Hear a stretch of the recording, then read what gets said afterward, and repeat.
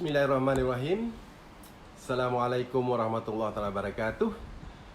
Kepada semua followers ruangan tanya Dr. Said, apa khabar semua dekat luar sana? Sudah tentu anda telah memikirkan pelbagai strategi dalam dalam senario kita yang duduk kat rumah ni. So kita pun work from home dan saya live pun dari home. Cuma kena cari tempat yang strategik sikit sebab dekat dengan wifi lah kan. Okey, baik. So hari ni saya pilih satu topik kerana ramai juga orang tanya saya bagaimana cara nak bunuh kuman COVID. So saya boleh ringkaskan kepada 5 kaedah. 5 kaedah. Okey. Saya yakin yang 4 kaedah tu anda biasa dengar. Yang kaedah kelima tu mungkin anda jarang dengar. Dan saya yakin ini boleh bantu dalam keadaan-keadaan tertentu untuk kita membasmi ataupun nak bunuh kuman COVID ni. Okay, right. Kuman ataupun virus lah. First sekali kena tahu virus ni dia tak hidup. Itu yang peliknya tau. Secara semula jadinya dia tak hidup. Dia perlu ada perumah. Dia bukan macam bakteria. Bakteria ni kuman juga. Okay, tapi bakteria ni dia hidup dalam, dia ada sel dia. Dalam sel tu ada macam-macam organel ataupun bahan-bahan dalam sel. Tapi virus ni bukan macam tu. Terutamanya virus corona, atau nama yang sepatutnya digunakan tapi susah sikit nak sebut lah kan, iaitu SARS-CoV-2 kan. SARS, lepas tu COV, lepas tu 2. SARS-CoV-2 tu nama dia. Nak sebut tu macam berbelit lidah. So kita dah biasa sebut COVID. Okay, COVID tu senang, paling mudah ingat sebab 2 je kan, COVID. Right, kalau tidak SARS-CoV-2 tu panjang. Okay, right, dia adalah sejenis virus. Virus ni apa? Dia adalah partikel. Dan kebetulan virus COVID ni dia dalam keluarga corona. Kita tahulah corona ni maksud apa? Dia maksud dalam bahasa Greeknya crown. Macam crown yang pakai kat kepala tu, crown. Okay. Sebab apa? Dia ada bonjol kat tepi crown tu kan. Lebih kurang macam tu. Right. So, virus corona ni dia bentuk bulat ataupun ellipse. Ellipse ni dia lonjong sikit lah. Dan dia ada spike dia. Itu yang membuatkan dia panggil corona tu ya, panggil dia spike glycoprotein dia tu. Yang mana bentuk bulat tu ini adalah envelope ataupun boleh dia panggil kapsul lah lebih kurang. Dalam bentuk bulat tu ada bahan-bahan genetik, RNA ke DNA ke, yang mana apabila masuk ke dalam perumah, bahan inilah yang akan menggerakkan perumah untuk menghasilkan lebih banyak virus ini. Maksudnya dia replicate. Maksudnya dia membiak. Okay? Right. Dan kita tahu maksudnya envelope virus tu dia daripada lapisan lemak glycoprotein dan juga RNA material. So macam mana kita nak bunuh? So kita tahu sekarang sebab benda ni novel. Sekali saya kata SARS-CoV-2 ni adalah novel. Novel ni maksudnya virus yang baru. So saintis di dunia masih mengkaji. So banyak lagi info-info yang kadang-kadang kita tak tahu ataupun kita tak pasti ataupun kita tak sure tentang apa yang dinyatakan. Okay? Mula-mula dulu saya ada dengar juga dia kata virus mana boleh bunuh dengan alkohol. Saya fikir juga. Tapi sekarang ternyata virus boleh bunuh dengan alkohol. Itu salah satu cara lah. Jadi saya masuk. Tapi yang penting kita faham sekarang virus SARS-CoV-2 yang menyebabkan COVID ini, dia boleh hidup juga di luar rumah dia. Dia boleh, maksudnya dia boleh exist. Nak kata dia hidup, dia bukan haiwan, dia bukan sesuatu yang hidup. Dia boleh exist. Dia boleh survive di luar perumah dalam jangka masa tertentu. So orang masih divided. Dulu orang kata dia tak boleh ada di udara. Sekarang orang kata dalam udara pun dia boleh berkisar selama 3 jam. Mungkin dalam keadaan pengudaraan, maksudnya apabila ada udara yang bergerak dan sebagainya. Right. Mungkin ada tiupan angin ataupun ketika anda menggunakan bahan-bahan yang menghasilkan udara lah. So ini menyebabkan dia boleh berada di udara selama 3 jam. Okay? 3 jam tanpa dia betul-betul denaturate. Denaturate tu dia matilah. Kan? Kita tak panggil dia mati. Kita panggil denaturate. Okay, right. So, sebab dia adalah jenis virus. So, balik kepada jangka hidupnya, adalah anggaran yang diberi. Maksudnya dia boleh hidup pada cardboard. Cardboard ni ataupun kertas lah. Kan kita beli barang-barang kadang-kadang kat supermarket kan, kerana orang yang ada COVID tu dia pergi bersin kat situ, dia boleh hidup atas benda tu selama 24 jam. Cardboard tu kan, dia boleh hidup 24 jam. Kalau plastik lagi lama, kadang-kadang lebih daripada 72 jam kalau atas plastik. Tapi kalau atas besi kurang sikit 48 jam, dan paling kurang ialah pada permukaan copper. Okay, cuprum bahasa Malaysia apa Cuprum lah, cuprum bahasa Malaysia, sorry. Tapi kan bahasa-bahasa yang bukan sains tu saya tak ingat. Tapi tak apalah, copper anda faham lah kot. Okay, copper tu 4 jam. Right. So, kalau macam tu, macam mana kita nak bunuh kuman COVID ini? So, kita faham kaedah yang paling baik dan paling jimat ialah dengan menggunakan air basuh tangan, guna sabun, kan? Kenapa? Bila kita basuh tangan dengan air, sabun ni dia akan pecahkan membran virus tu. Bila dia pecahkan membran virus tu, tapi dengan syarat kita kena bukan main basuh macam tu lah. Dia kena dalam masa 20 saat dan bukan basuh sambil lewa. Dia kena betul-betul sental kita punya tangan tu kan. Betul-betul sental tangan kita tu supaya friction tu dapat memecahkan membran virus tu, dan seterusnya air tadi dapat mengalirkan virus tadi ataupun partikel-partikel yang dah hancur tu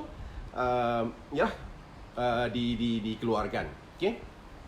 So itu kaedah yang paling mudah. Dan cuma sekali lagi saya ingatkan, basuh tangan bukan sekejap tapi kena 20 saat. Ada pula teori-teori, bukan teori lah, ada tips-tips yang orang kata nak basuh tangan ni nyanyi lagu Happy Birthday sampai 2 kali. Cukup 2 kali tu maksudnya cukuplah anda punya 20 saat. Tapi bolehlah kira satu, lama sikit. Tapi ingat, bukan basuh macam tu tetapi menggunakan sabun dan sental dan di bawah arus air. Okay? Alright. So, itu kaedah pertama yang nak bunuh COVID. Kaedah yang semua orang tahu. Okay? So, kita kena selalu buat sedemikian. Maksudnya selalu basuh tangan kita. Sebab kita tak tahu bila kita akan sentuh mata, hidung, mulut. Kadang-kadang tak, dengan kontrol ni pun tak terkawal, tersentuh juga. Dan saya dah baca kajian bahawa purata seorang itu akan menyentuh mukanya sebanyak 23 kali dalam 1 jam. Bayangkan. So, kawallah macam mana pun, tapi pastikan sebelum anda sentuh muka, basuh tangan dengan air dulu. Itu teknik ataupun teknik nombor 1. Nombor 2 ialah menggunakan apa?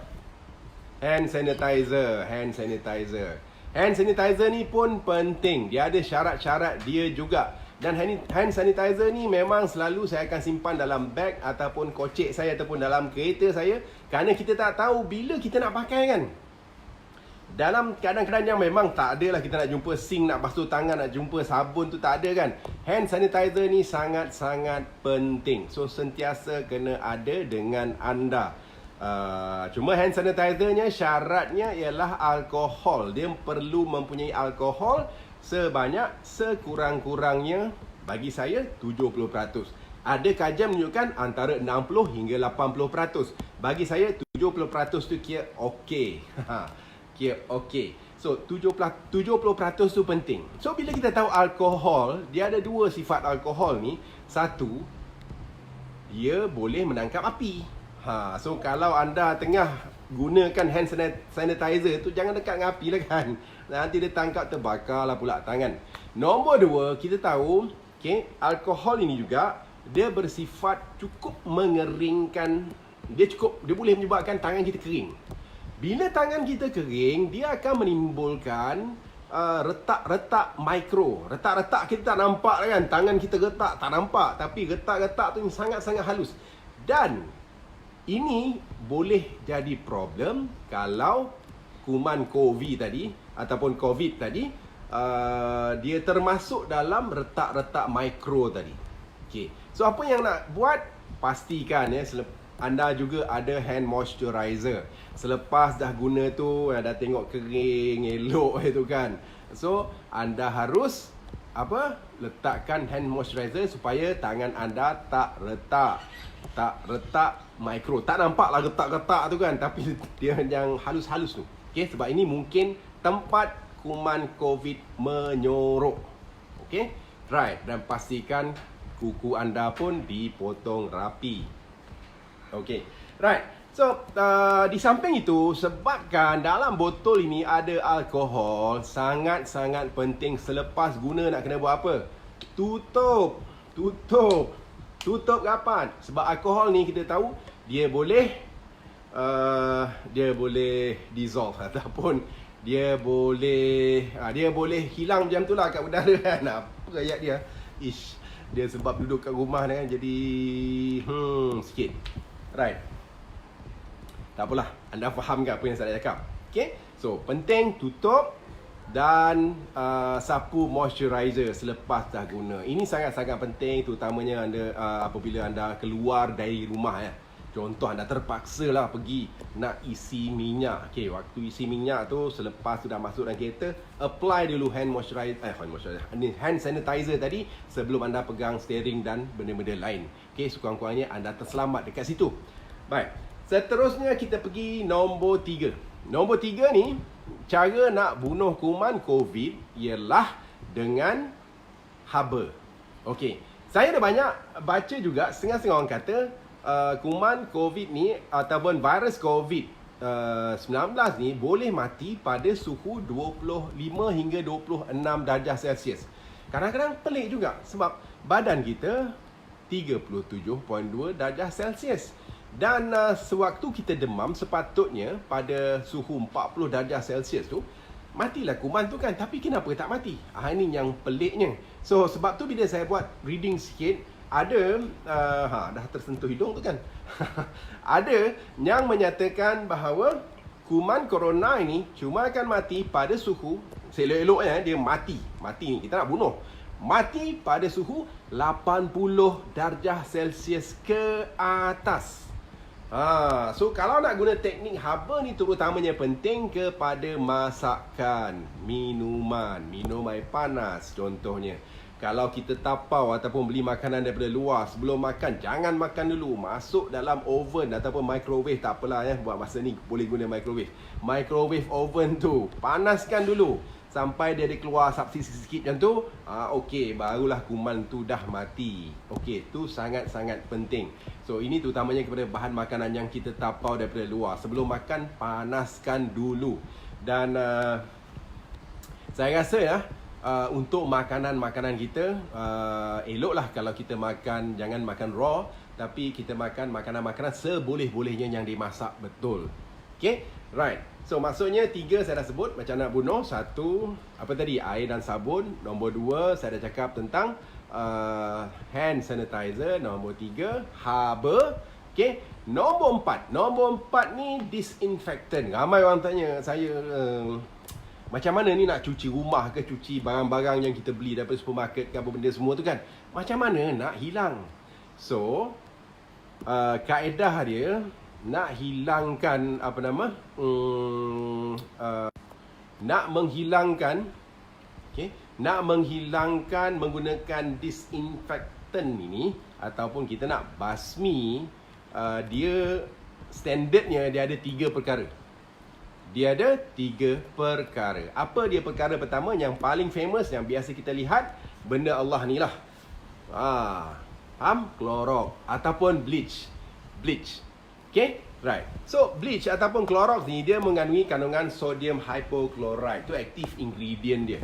Cuma kalau kat Malaysia memang brand Clorox ni famous lah kan. Tapi ada juga brand-brand lain. Sebab tu sukatan dia kena ikut peratusan sodium hypochlorite yang ada dalam dalam bleach tu lah.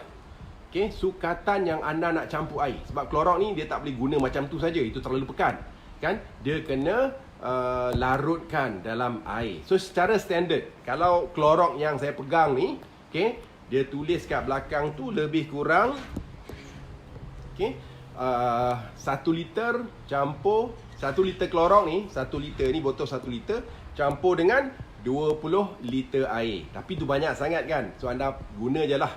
Maksudnya 1:20. Okey, 1 Clorox nisbah 20 air untuk dilarutkan. Okey. Cuma kena faham Clorox ni dia adalah jenis peluntur. Kan?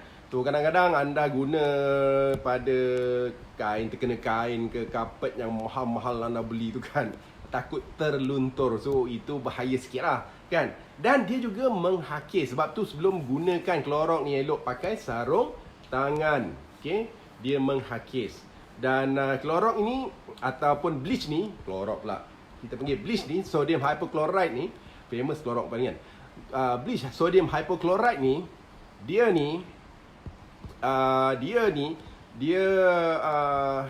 juga menghakis untuk setengah-setengah permukaan besi. So sebab tu hati-hati menggunakan. Dan setengah-setengah permukaan marmar pun kadang-kadang dia boleh hakis kilat dia tu. So sayang. Ada option yang lain yang anda boleh gunakan.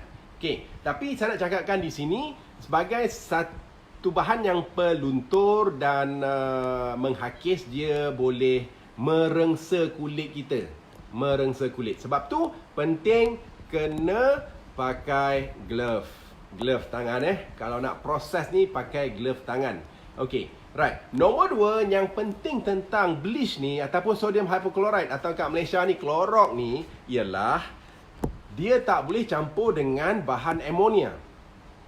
Tahu tak amonia tu apa? Okey, bahan amonia ni sebenarnya ada pada banyak bahan-bahan cleaner. Maksudnya Clorox ni ataupun bahan bleach ni cuma boleh campur air saja. Jangan campur dengan benda lain. Sebab kalau campur dengan amonia, dia akan terhasil tindak balas kimia ni akan terhasil gas klorin dan juga kloramin. Dan kalau pada kepekatan yang tinggi, gas ini boleh membunuh. Tak mati sebab COVID, mati sebab bleach pula kan. Kesian kawan tu. Tak. So saya dah warning awal-awal. So dekat dia punya botol ni pun ada warning juga. Baca betul-betul. Okay. Kalau nak guna bleach, sodium hypochlorite, Clorox ni, okay, jangan campur bahan-bahan deterjen lain. Sebab amonia ni kita boleh jumpa dalam sabun, contohnya yang kita basuh, yang kita spray basuh tingkap tu, window cleaner, glass cleaner tu kan. Kemudian dia ada dalam wax, dalam polish, dalam toilet cleanser. Jangan nanti kita anggap nak bunuh COVID tu kita campur dengan toilet cleanser tu, ataupun kan yang macam kepala itik, kepala angsa punya botol tu kan, kita spray dalam tu, tambah lagi Clorox, keluar gas dia, anda pula hidu silai bulan jenuh nanti kan. Okay, right. So penting isu. Dan satu perkara lagi tentang cairan Clorox ini, setengah orang dia beli botol nak cairkan tu besar tau. Botol nak cairkan tu besar. Okay. So bila dia campur 1:10 ataupun 1:20 tadi, apa yang berlaku? Tak habis dalam masa 24 jam. Kena ingat, kepekatan ataupun orang kata kuasa Clorox ataupun kuasa bleach ni, bila kita dah campur air, dia akan menyusut selepas diperam 24 jam. Maksudnya selepas 24 jam dia punya kuasa dah tak sama macam mana yang anda ingatkan. So pastikan bila anda guna, anda campur, anda nak spray ke apa benda ke, nak lap ke, campur tu biar habis. Jangan simpan untuk esok. Sebab bila esok, kuasa dia untuk membunuh COVID ni dah turun. Okay, right. So itu apa yang anda harus tahu tentang bleaching. Dan apa yang anda perlu buat bila dah campur, macam saya katakan, campur 1:10. Ini kalau anda nak yang power sikit lah. Selalu yang saya dengar, yang diorang spray atas jalan raya tu, diorang guna nisbah 1:10. Okay? Tapi kalau kat rumah saya rasa 1:20 pun boleh.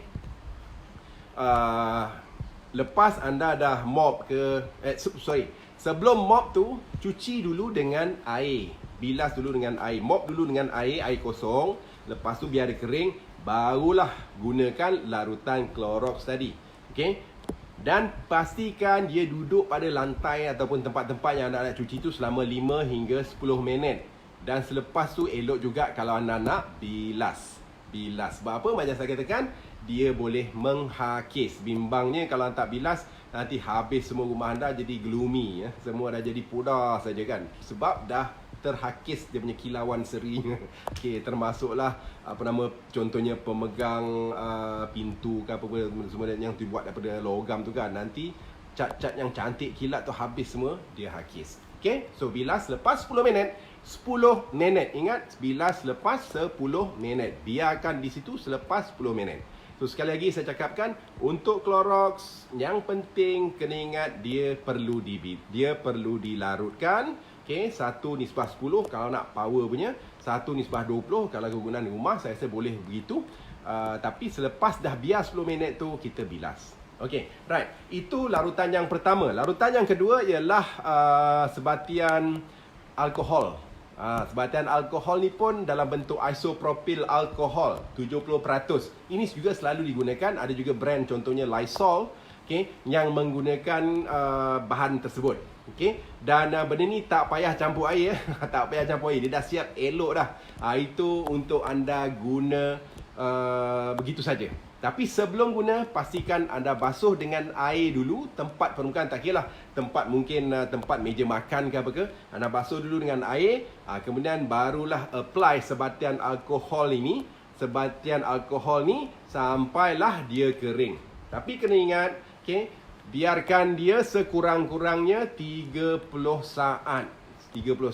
Dan penting anda kena faham, alkohol pada keberkatan ini kadang-kadang dia boleh juga melarutkan ataupun mencairkan, melunturkan plastik. So hati-hati dengan permukaan plastik. Kadang-kadang permukaan tak kira plastik yang ada display tu kan, anda pergi sapu situ memang habis, dia akan jadi blur terus. Okay, so of course baik, kena jaga. Sebatian alkohol berkesan tapi dia juga boleh melunturkan plastik. So bagaimana? Just apply macam tu, tak payah larutkan.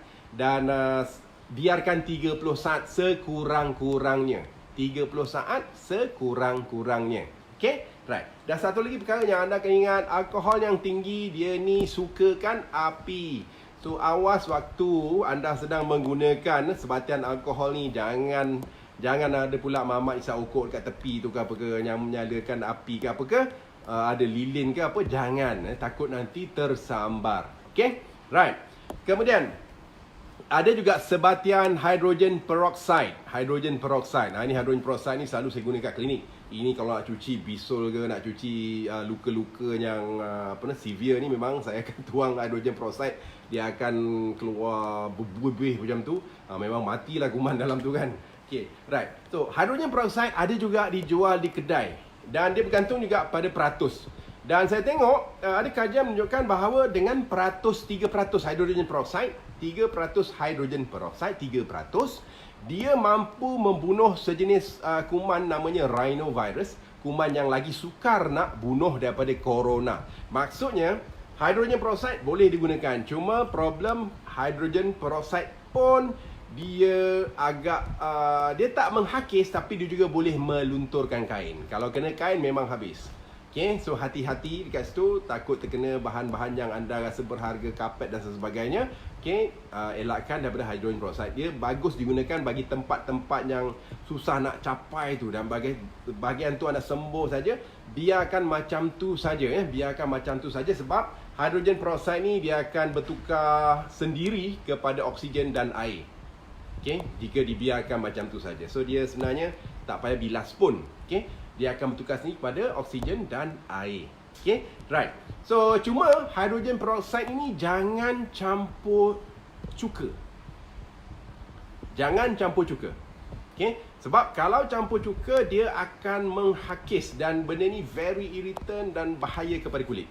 So of course semua perkara yang saya sebut ini, kalau anda nak cuci, pastikan anda pakai sarung tangan. Selamatkan juga tangan anda. Okay, so saya dah kongsi 4 kaedah bagaimana nak bunuh kuman COVID ataupun virus COVID. Okey, kaedah kelima. Kaedah kelima ni saya tengok tak begitu popular di Malaysia. Tak nampak orang terlalu mempromotkan kaedah ini. Tetapi kaedah ini menggunakan apa yang dipanggil sebagai UV light. Okay, UV light, ultraviolet light. Okay, right. Kita tahu ultraviolet light ni dia ada UVA, jenis A, jenis B dan jenis C. Okay, saya cerita sikit matahari dia menggunakan UV light. UV light ni ada jenis A, B, C. Okay, right. So problem dia A ni, dia memang selagi ada cahaya matahari, selagi tu adalah A tu. Okay, dan A ni dia kalau kita terdedah lama kepada A, kesan pada kulit dia akan mempercepatkan aging, penuaan peramatang. Okay, right. Manakala UVB ni dia payah sikit. Dia tak boleh ada bahan, maksudnya dia kena direct. Dia tak boleh ada awan, dia tak boleh ada gelas, dia tak boleh ada payung. Selagi ada benda-benda tu, dia tak akan sampai ke kulit kita. Okay, right. Sebab tu UVB yang juga bagus untuk menghasilkan vitamin D bawah kulit ini harus kita dapati apabila matahari itu lebih tegak, iaitu antara pukul 10 hingga 10 pagi hingga 3 petang. Okay, waktu tengah hari panas yang tegak tu, masa itulah kalau kita selakkan baju kita, kena kulit kita direct, okay, dia akan menukarkan bahan-bahan yang terdiri daripada kolesterol bawah kulit kita ini menjadi vitamin D yang cukup berfaedah kepada kulit, kepada badan. Sorry. Right. Saya tak nak cerita begitu. Saya nak cerita tentang UVB ni bahayanya, dia akan menyebabkan burn. Kalau terdedah lama sangat, dia akan menyebabkan selaran matahari, kulit bakar lah, kan? Dan yang saya cakap sekarang yang sangat-sangat baik untuk bunuh virus ialah UVC. Bukan A ataupun B, UVC. Yang mana UVC ni dia mempunyai gelombang dia sekitar 200 hingga 400 nanometer. Problem dengan UVC ni, dia tak sampai ke bumi. Sebab apa? Bumi ni dilindungi oleh lapisan ozon. Ozon ni yang akan menyebabkan UVC terhalang dari sampai ke permukaan bumi. Apa terjadi kalau UVC sampai ke permukaan bumi dan kita terdedah kepada UVC tadi? Kita jadi ikan goreng. Memang terbakar habis. So habislah bumi kalau tak ada lapisan ozon. Okay? Maksudnya UVC ni memang tak sampai ke permukaan bumi. Okay? Dia dilindungi oleh lapisan ozon. Tapi kita boleh buat UVC ini dengan sinaran lampu yang mengeluarkan UVC. Dan dengan mendedahkan bahan-bahan ataupun benda yang kita nak sterilize ini selama sekitar 20 saat begitu ataupun 30 saat begitu. 30 saat pula. 20 minit ataupun 30 minit begitu, dia akan membunuh segala kuman, dia akan membasmi segala COVID yang ada dekat situ. Kenapa? Kerana kita dapati UVC ni dia akan musnahkan bahan genetik. Bahan genetik dalam COVID tadi memang mati terus lah. Maksudnya kita dapat COVID goreng. Okay. Dia memang hangus terus. Okay. So mana nak cari UVC? Dan penting, UVC ni bukan boleh main-main. Sebab kalau kita terdedah kepada UVC, dia boleh menyebabkan kanser kulit. Kalau terdedah kepada mata, lama sangat dia boleh menyebabkan apa? Cataract. Okay? So tak boleh main-main dengan UVC. Dia akan membakar, menyebabkan kanser kulit dan cataract kalau kita pandang dia. Bayangkan matahari yang sangat fokus kita pandang kan. Lama-lama memang dia akan menyebabkan kesan tidak balas pada lensa kita. Radikal bebas semua, memang akan jadi cataract. Okey, cuma ada benda-benda ataupun ada gadget-gadget yang dijual di luar sana dan saya pun terbabit. Saya ada beli, saya nak share sikit gadget tu. Tapi sebelum tu saya nak cakap kaedah ni bagus. Kenapa? Kerana dia tak melibatkan bahan toksik. Ini adalah cahaya. Anda dah stop cahaya tu, stop lah. Tak ada bahan toksik kat situ. Dia tak terhasil gas ke, dia tak kisah nak campur ammonia ke, dia tak kisah nak guna bahan elektronik ke apa benda ke, tak apa. No problem. Dia tak menghasilkan bahan-bahan toksik. Dan cuma problemnya apabila anda dedahkan cahaya UVC tadi, dia kena sekata. Ini yang masalahnya. Okay, so kenapa penting gadget ni bagi saya lah? Sebab saya kata kadang-kadang saya nak basmi kuman. Contohnya yang ada pada jam, yang ada pada wang ringgit yang kita duk guna tu kan. Sebab saya ada tengok juga orang yang basuh wang ringgit dengan sabun kan. Lama kesian. Lama-lama cair wang tu kan. Langsung dah tak boleh pakai, terkoyak ke apa kan. Okay. So dia bagus untuk benda tu. Dan satu lagi dia bagus kalau kita nak basmikan kuman daripada kita punya handphone yang selalu kita guna, yang selalu kadang-kadang terdedah, kita letak atas meja dan sebagainya. Kemudian mungkin wallet kita, okay, kunci. So itu pun bagus kita gunakan cahaya tu. Okay, saya tunjukkan. Ini saya bagi contoh. Okay, nampak? Inilah gadget yang saya beli, yang mana dia mudah. Okay, anda buka. Okay, dalam tu saya dah susun. Dia ada duit RM1. Okay, saya punya kunci. Saya dah letak saya punya power bank yang juga terdedah. Saya punya spek. Saya punya dompet. Okay, mudah saja macam mana nak guna. Tutup. Okay, nampak dia akan menghasilkan lampu di bahagian atas sana. Okay, pastikan permukaan yang lampu tadi tidak terhalang dari mengenai semua, sebab tu di sekelilingnya anda nampak bahan-bahan yang digunakan yang boleh memancar dan melantunkan pancaran. Okay, dan kita tutup. Kita cuma on. Okay, itu maksudnya dia akan menghasilkan 20 minit lampu UV. Just on kan. So dia akan keluarlah lampu tu. Tapi di sini bahagian lampu ni dia dah gelapkan, bagus. Maksudnya dia tidak mendedahkan lampu ni ke bahagian luar. So itulah satu kaedah yang mana kita boleh gunakan untuk membunuh kuman. Kadang-kadang kita perlukan kuman COVID tadi kita perlukan. Yalah, takkan tiap-tiap kali kita pergi kedai dapat RM1 je, balik rumah nak kena basuh, nak kesentalkan, payah macam tu kan. So ini adalah satu kaedah yang mana kita boleh bunuh kuman COVID. Okey, so sekali lagi saya ulang, dia ada 5 perkara. 1 ialah menggunakan sabun air. Okey, 2 sanitizer. 3 kita boleh gunakan haba suhu. Okey, 4 kita boleh gunakan bahan disinfektan, itu untuk nak cuci rumah dan cuci tombol-tombol apa segalanya. Saya dah jelaskan ada 3 bahan tadi. Okey, dan keempat kita boleh gunakan UV light. Okey, setengah orang kata boleh tak guna cuka? Okey, didapati cuka tak berkesan. Jangan guna cuka. Okey, right. So jangan guna cuka. Dan yang penting apabila anda gunakan